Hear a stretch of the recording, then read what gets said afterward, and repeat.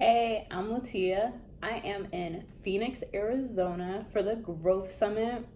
There are mountains, pretty beautiful weather. It's a bit cloudy.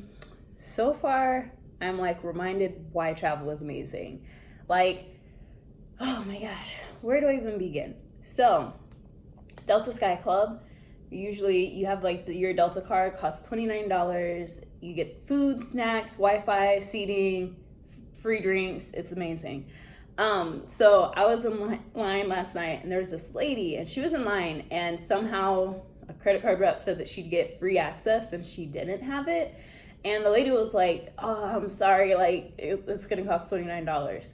And so they were having that, and I was just in line behind, like, "Ooh, that's awkward. I hope it turns out well." And the sales rep was like really nice, really kind, helped her out, and she let me pay because I was like, I'm ready. And she's like, here's your card. I paid. I go in, chat with this guy at the bar, get some chicken tortilla soup. It was a lot of fun. And that lady ended up sitting by me at the bar. So we ended up talking, and it was great. It was like so much fun because it's like, one, I'm glad that she got to experience the lounge because like the lounge is absolutely one of my favorite places to go to when I travel. But also it was so nice to like get another woman's perspective on like her life and journey, especially because she's in her 70s and she has such a fascinating life that she's lived, and she has a twin and granddaughter, and there was a bird, like all the cool stories that we talked about. And we even talked about sex a little bit, like pink dildo came up, and it was so much fun. And just it's just been like so neat. And then on the airplane, there was like a moment where there were these like, it was like lightning going off, and I could see it through the clouds, and it was just super beautiful. And then I've been reading Diary of a Submissive, and it's been very interesting to like see someone's perspective on like, how does she feel being on the submissive side? What was her journey into it? Things like that. I'm a few chapters in, and I started yesterday, but I bought it maybe a few weeks ago because I'm addicted to buying books and just curious. But yeah, things are like really good right now. And even this morning, it was like, oh, do I want to like wake myself up with some jumping jacks or going to the gym? And I was like, haha, I'll do my morning pages, and then I'll like exercise a little.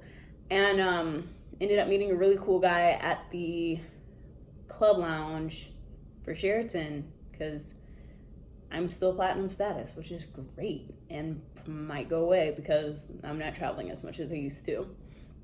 But I love it when I see people in situations and like my first response is like, oh, that's uncomfortable, or that's weird, or like, how could you do that, or why would you do that, or I'm on the airplane, it's just like, wow, you really don't know where your seat is, or wow, you assume that two Black people sitting by each other were together, like, nah, this is my seat, he's the one who doesn't know how to read.